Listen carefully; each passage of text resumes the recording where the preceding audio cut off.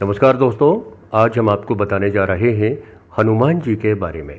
पुराणों के अनुसार माता सीता ने हनुमान जी को कलयुग तक अमर रहने का वरदान दिया था और ये भी वरदान दिया था कि वो एक ही समय पर अनेकों जगह उपस्थित रह सकते हैं।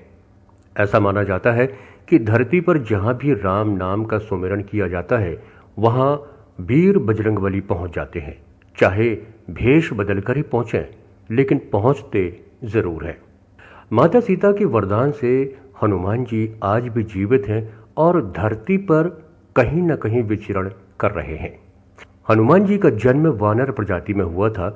वानर कुल के लोगों के पास सुपर पावर होती थी और इनका शरीर एक पहलवान के समान होता था और हनुमान जी का जन्म इसी वानर कुल में हुआ था।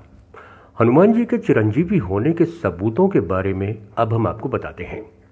भगवान श्री राम का जन्म त्रेता युग में हुआ था। रामायण इसी युग में घटित हुई थी। हनुमान जी का जन्म भी इसी युग में वानर कुल में हुआ था।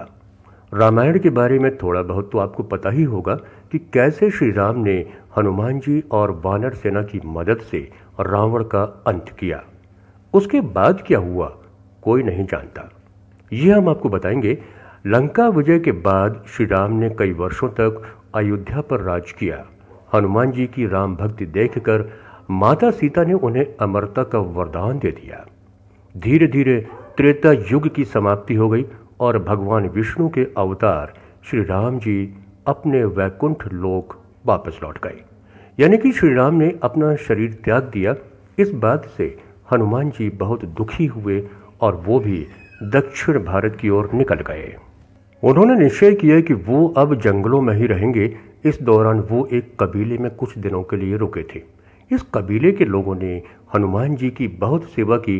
उनकी सेवा भक्ति से प्रसन्न होकर हनुमान जी ने उन्हें आत्मज्ञान दिया।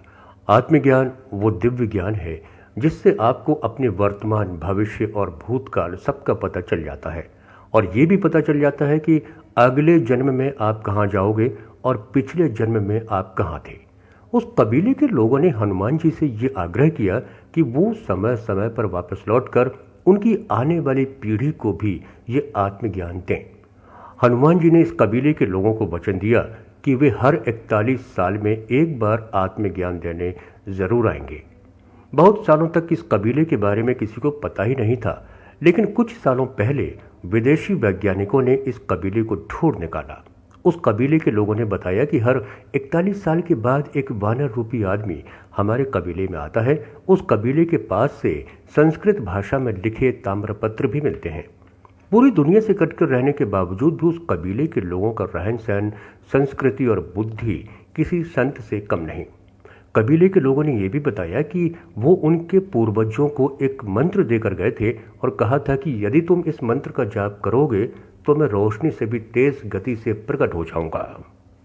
त्रेता युग के बाद द्वापर युग आया जिसमें महाभारत हुआ था।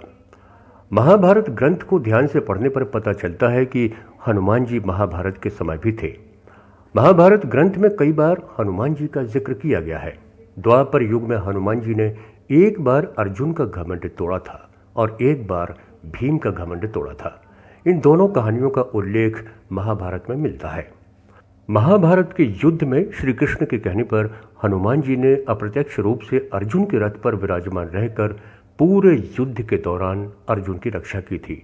अगर हनुमान जी अर्जुन की रक्षा नहीं करते तो कर्ण उन्हें कब का मार देता।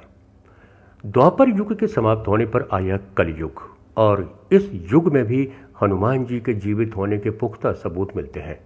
तुलसीदास जी को हनुमान जी ने ही साक्षात दर्शन दिए थे, उन्हें रामायण लिखने के लिए प्रेरित किया था। तुलसीदास जी एक अज्ञानी मनुष्य थे, फिर उन्होंने रामायण जैसा ग्रंथ कैसे लिखा, ये एक सोचने वाली बात है। दरअसल हनुमान जी ने उन्हें भी दिव्य ज्ञान प्रदान किया था जिससे वे उस काबिल बन गए और उन्होंने रामायण जैसा महाग्रंथ लिख डाला। नहीं तो उन्हें कैसे पता चला कि त्रेता युग में क्या हुआ था। इसी प्रकार बहुत से संतों ने हनुमान जी के दर्शन का दावा किया है। ये तो हो गई बात भारत की। अब जरा अमेरिका की बात करते हैं। अमेरिका में लोगों ने बहुत बार मानव रूपी एक विशालकाय जीव को देखा है जिसे उन्होंने बिग फीट का नाम दिया है और अमेरिका में माया सभ्यता को, जो हजारों साल पुरानी है, एक मंकी गॉड की पूजा करते हुए देखा जाता है।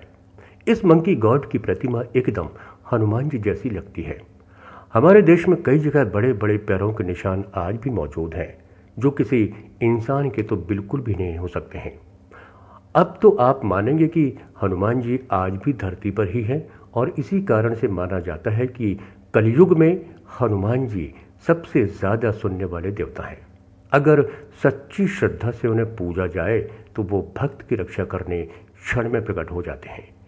हनुमान चालीसा का पाठ करने वाले लोग अक्सर कहते हैं कि उन्हें बब्बा यानी बजरंग बली के दर्शन हुए हैं।